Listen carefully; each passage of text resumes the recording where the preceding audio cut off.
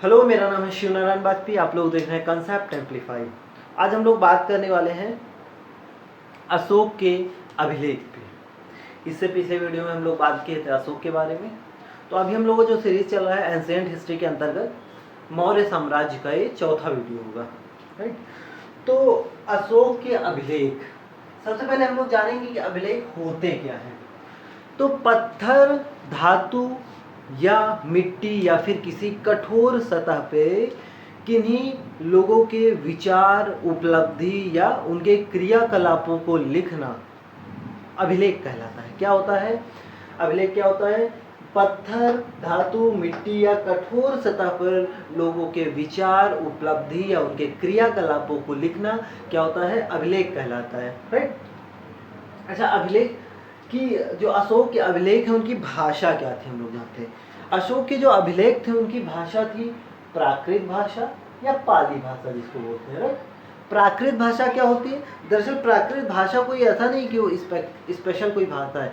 प्राकृत भाषा का मतलब होता है कि जो तात्कालिक समय में उस रीजन में क्या है, विद्यमान भाषा है। जैसे मान लो छत्तीसगढ़ मान लेते हैं हम लोग, तो छत्तीसगढ़ में अभी तात्कालिक रूप से कौन सी भाषा चलती है? छत्तीसगढ़ी। तो यहाँ की प्राकृत भाषा अभी वर्तमान में क्या हुई जाके? छत्तीसगढ़ी भाषा। तो वही, तो अशोक के अभिलेख की भाषा क्या है? प्राकृत भाषा है, राइट। और पाली भाषा, मतलब उस समय क्या चल रही थी? पाली भाषा। और उसकी लिपि क्या है? ब्राह्मी लिपि, राइट, ब्राह्मी लिपि। तो उसकी लिपि ब्राह्मी लिपि है। और बात करते हैं हम लोग कि जो अशोक के अभिलेख है सर्वप्रथम किसने खोजा था। सबसे पहला क्वेश्चन क्या बनता है कि अशोक के अभिलेखों को सर्वप्रथम किसने खोजा था। तो अगर उनके सर्वप्रथम खोज की बात करते हैं तो टिफेन थेलर का नाम आता है। टिफेन थेलर ने 1750 में अशोक के अभिलेख की खोज की। सबसे पहली खोज कौन सी थी? मेरठ स्तंभ लेख की। कौन सी? मेरठ स्तंभ लेख। टिफेन थेलर ने सर्वप्रथम अशोक का कौन सा अभिलेख खोजा? मेरठ स्तंभ लेख 1750 में। सेकंड क्वेश्चन यह बनता है जेम्स प्रिंसेप के ऊपर कि सर्वप्रथम अशोक के अभिलेखों के जो लेख लिखा था उसको पढ़ने में सफलता किसने पाई। तो किसने पाई थी? जेम्स प्रिंसेप ने पाई थी 1837 में, राइट। 1837 में जेम्स प्रिंसेप ने अशोक के अभिलेख के जो भाषा लिखी थी अभिलेख में उसको पढ़ने में क्या पाई थी? सफलता पाई थी। वो अभिलेख था टोपरा स्तंभ लेख, राइट। आइए बात करते हैं अशोक के अभिलेख कौन कौन से, अशोक के अभिलेख के बारे में।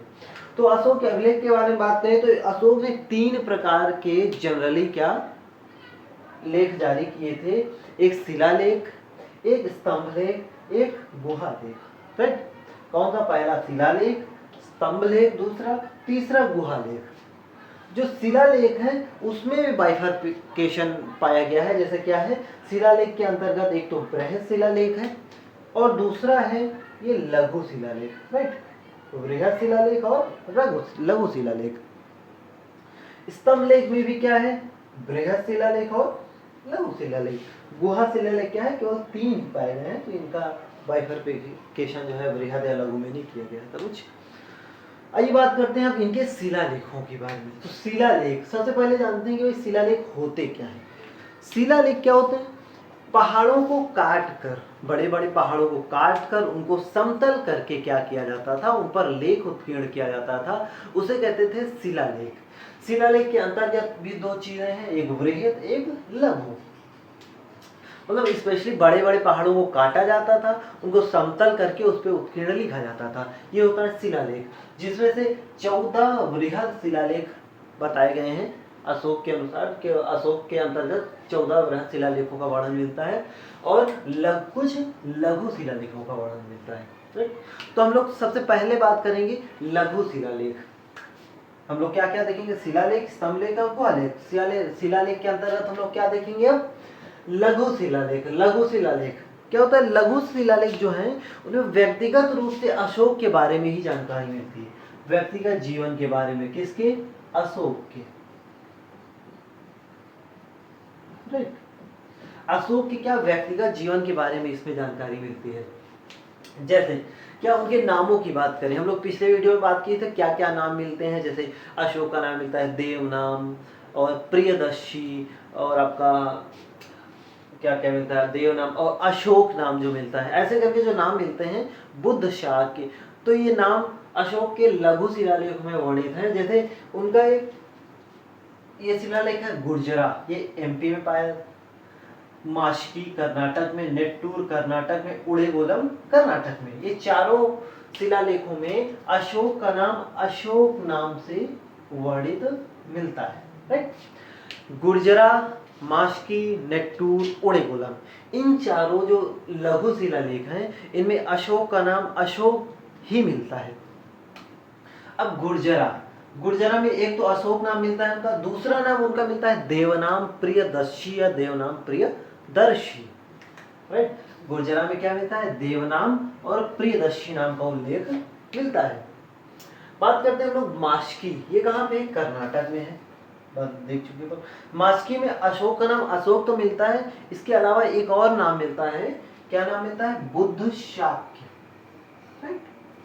माशकी लघु शिलालेख में अशोक का नाम बुद्ध शाक्य मिलता है। एक है भब्रू या वैराट, ये राजस्थान में है, इसमें भी प्रियदर्शी नाम मिलता है अशोक का। इसके अलावा बौद्ध धर्म के जो त्रिरत्न हैं बुद्धम, धम्मम और संघम का भी वर्णन मिलता है, किसमें, आपका बब्रू लघु शिलालेख में, राइट। और उसके बाद आता है एक और लघु शिलालेख है एर्रीगुड़ी, एर्रीगुड़ी, ये है आंध्र प्रदेश के अंतर्गत। इसकी जो शैली मिली है बास्ट्रोफेडन है, राइट। बास्ट्रोफेडन शैली क्या है, आपका बाएं से दाएं फिर दाएं से बाएं, राइट, समझे बात। ये मतलब आप यहां से क्या लिखें, यहां से इधर यहां लिखें, फिर उसके बाद यहां से ऐसे लिखें, मतलब ऐसे शैली होती है, ये होती है बास्ट्रोफेडन। इधर से लिखना स्टार्ट किया ऐसे, फिर ऐसे करके इधर आ गए, राइट, ये होता है बास्ट्रोफेडन शैली। आगे हम लोग बात करते हैं वृहद शिलालेखों की। आइए बात करते हैं वृहद शिलालेख की ना। तो वृहद शिलालेख कुल कितने हैं, 14 है, जिसमें 14 के 14 हम लोगों को पढ़ना पड़ेगा। तो पहला शिलालेख आता है प्रथम शिलालेख। दरअसल क्या है, बहुत बड़े पहाड़ को काटकर बनाए जाते थे और वहीं पर मतलब इनको कहीं ले जाया उठा के ले जाया नहीं जा सकता था, इसलिए क्या वो वहीं के वहीं रहते हैं। तो प्रथम शिलालेख जो है उसमें क्या क्या, इनमें क्या आपका जो आपके बनाए हैं वृहद शिलालेख, इनमें क्या क्या व्याख्या की गई है उसके बारे में हम लोग आज पढ़ेंगे। जैसे क्या है वृहद शिलालेख, तो इसका प्रथम शिलालेख, इसमें क्या वर्णन किया गया है, पशु बलि निषेध का वर्णन किया गया, राइट। पशु बलि निषेध मतलब इसके पहले क्या होता था, दरअसल क्या हुआ था कि कलिंग युद्ध के बाद जब अशोक क्या हुए, एकदम उनका हृदय परिवर्तन हुआ कि इतने लोग कलिंग युद्ध में मारे गए, इतने लोग बंदी बनाए गए, उसके कारण क्या है उसके कई गुना लोग, लाखों लोग क्या हुए, दुखी हुए कि उनके लोग मारे गए हैं, उनके सगे संबंधी बंदी बनाए गए हैं। तो इस वजह से उनका हृदय परिवर्तन होता है और वो भौतिक विजय की जगह क्या धम्म विजय की नीति को अपनाते हैं। इसी क्रम में क्या है वो ये शिलालेख वगैरह जारी करना स्टार्ट करते हैं। तो प्रथम शिलालेख में क्या बोलते हैं, पशु बलि मतलब आपका पशुवध कम करो, पशुवधि रोको, उसका वर्जन करते हैं उसमें।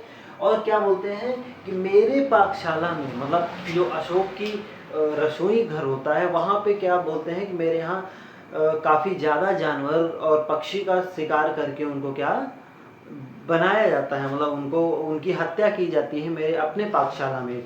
तो जब ये शिलालेख जारी करते हैं प्रथम शिलालेख पशु बलि निषेध का, तो कहते हैं कि अब से मतलब जिस दिन वो जारी किए हैं ये शिलालेख, अब से मेरे रसोई घर में केवल 3 जंतु मारे जाएंगे, 2 मोर और एक ये हिरण, राइट।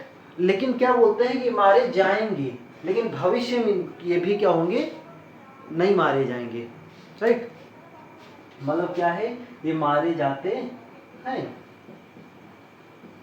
लेकिन क्या है भविष्य में इनको नहीं मारा जाएगा, मतलब भविष्य में प्योर वेजिटेरियन बन जाएंगे मौर्य शासक, राइट। दूसरा शिलालेख आता है, दूसरा शिलालेख में क्या है, इस समाज कल्याण की परिचर्चा करते हैं। इसमें आपका समाज कल्याण की परिचर्चा करते हैं, जिसमें क्या होते हैं आपका दो चिकित्सालय, मनुष्य के लिए और एक क्या, पशु के लिए, राइट। मतलब समाज कल्याण की परिचर्चा करते हैं और दो चिकित्सालयों का वर्णन करते हैं, जिसमें से एक मनुष्य के लिए होता है, एक इंसानों के लिए होता है और एक क्या होता है, पशु के लिए होता है। और क्या करते हैं, 5 राज्य के बारे में जानकारी देते हैं दूसरे शिलालेख में। चेर, चोर, पांड्य और ताम्रपर्णी और सत्तीपुत्र, इनके बारे में भी जानकारी दूसरे शिलालेख में मिलती है। आइए बात करते हैं लोग तीसरे शिलालेख की। तीसरा शिलालेख, इसमें क्या है, राजकीय अधिकारी युक्त रज्जुक व प्रादेशिक, क्या बोलते हैं, जो राजकीय अधिकारी होंगे युक्त राजुक व प्रादेशिक प्रति 5 वर्ष में समाज या राज्य का दौरा करेंगे। मतलब निरीक्षण करेंगे, कहीं कुछ कमी तो नहीं है, कहीं कुछ क्या प्रॉब्लम है आपका, किस क्षेत्र में कुछ प्रॉब्लम तो नहीं, ये सब जानने के लिए, मतलब क्या करेंगे, प्रॉब्लम्स जानने के लिए तथा उनका सॉल्यूशन देने के लिए क्या करेंगे, राजकीय अधिकारी युक्त, कौन कौन, युक्त राज्यों व प्रादेशिक द्वारा प्रति 5 वर्ष में राज्य के अलग अलग जगहों पर क्या करेंगे, दौरा करेंगे। अब आता है चतुर्थ शिलालेख। चौथा शिलालेख में क्या है, धम्म नीति संबंधी विचार को बताया गया है, राइट।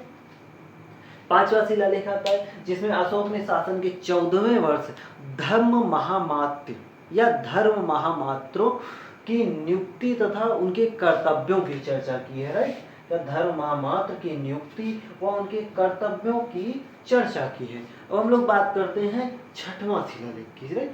छठवां शिलालेख में क्या बताया गया है कि इसमें ये बताया गया है कार्य तत्परता को बताया गया है, कार्य तत्परता को, जिसमें अशोक क्या कहते हैं कि मैं शयन कक्ष में रहूं या मैं भोजन करते रहूं या मैं बाग में टहलते रहूं या कुछ भी काम करते रहूं, अगर प्रतिवेदक मुझे प्रजा के हाल से अवगत कराएगा। मतलब क्या बोलते हैं कि मैं कुछ भी करते रहूं, प्रतिवेदक क्या करेगा, मुझे हर हाल में प्रजा का हाल बताएगा, प्रजा के हाल से अवगत कराएगा, कोई आता है तो तुरंत मुझे बताएगा, ये बोलते हैं। अब क्या है, सातवां शिलालेख आता है। सातवां शिलालेख इंपॉर्टेंट शिलालेख है क्योंकि इसमें क्या है, अशोक कहते हैं कि सभी संप्रदायों के बीच सहिष्णुता बहुत जरूरी है, क्योंकि उनके धम्म, जो अशोक का धम्म है उसका तो सार यही कि उदारता, सहिष्णुता, यही सब चीजें हैं। तो शिलालेख, सातवें शिलालेख में क्या बोलते हैं, सभी संप्रदायों के बीच सहिष्णुता का आह्वान जरूरी है, राइट। अब आठवां शिलालेख, आठवां शिलालेख में क्या, धम्म यात्रा का उल्लेख करते हैं, मतलब वो धार्मिक यात्रा करते हैं जिसमें से बोध गया के भ्रमण का उल्लेख भी करते हैं। नवां शिलालेख, नवां शिलालेख में क्या है, धम्म पर बल दिया गया है, मतलब आप धम्म करिए, आप सहिष्णु बनिए, उदार बनिए, ये जो त्रिविध आयाम है उसके उस पर चलिए, मतलब धम्म के जो त्रिविध आयाम हैं आपके, सहिष्णुता, उदारता और करुणा, धम्म के 3 आयाम क्या क्या है, सहिष्णुता, उदारता और करुणा, ये एग्जाम में पूछा भी गया है।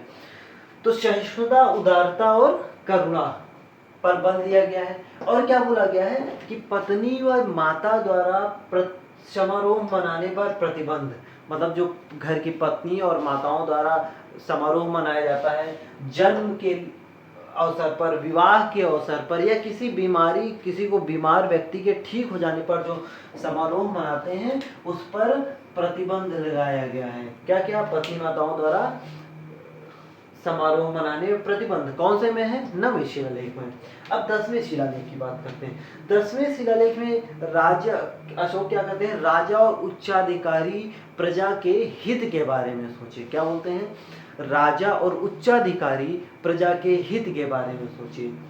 और क्या बोलते हैं कि वो अपने ख्याति और गौरव का ध्यान मत दें कि मुझे ये काम करने से इतना ज़्यादा नाम मिलेगा, नेम फेम मतलब ना जाए, बल्कि वो राजा जो है प्रजा हित में ही सोचे और ख्याति और गौरव की निंदा ना करे। मतलब ख्याति और गौरव की निंदा की गई है इसमें, राइट, मतलब उसके पीछे ना पड़े। और क्या बोला गया कि धम्म नीति, आप भौतिक विजय को नहीं, भौतिक नीति को मत अपनाइए, धम्म नीति को अपनाइए, क्योंकि धम्म नीति एक श्रेष्ठ नीति है। फिर आता है 12वां, हम लोग 11वां शिलालेख। तो 11वां शिलालेख क्या है? सबसे पहले 11वां शिलालेख जो है धम्म नीति की व्याख्या करता है। क्या करता है? धम्म नीति की व्याख्या। मतलब धम्म क्या है? धम्म में त्रिआयाम को रखा गया है। जैसे क्या क्या आपका, एक सहिष्णुता, उदारता और तीसरा करुणा। तो मतलब तीनों चीज की व्याख्या की गई क्या क्या है। अब आता है 12वां शिलालेख। 12वां शिलालेख में सर्वधर्म समभाव, मतलब सहिष्णुता की बात कही गई है। मतलब सारे धर्म का जो सार है वो सब क्या है? एक है। मतलब अशोक क्या बोलते हैं, सारे धर्म का जो सार है, सारे धर्म का जो मूल है, उसको मिलाने की बात इन्होंने की है। सारे धर्मों का मूल जो है मिलाने की बात कही है। सर्वधर्म समभाव, सहिष्णुता की नीति की बात कही है। अब होता है 13वां शिलालेख, और सबसे इंपॉर्टेंट शिलालेख है, क्योंकि क्या होता है, कलिंग युद्ध की जानकारी मिलती है इससे। कलिंग युद्ध का वर्णन, कलिंग युद्ध कब होता है? 261 BCE, राइट। और इससे भी क्या है, 5 समकालीन शासकों की जानकारी मिलती है।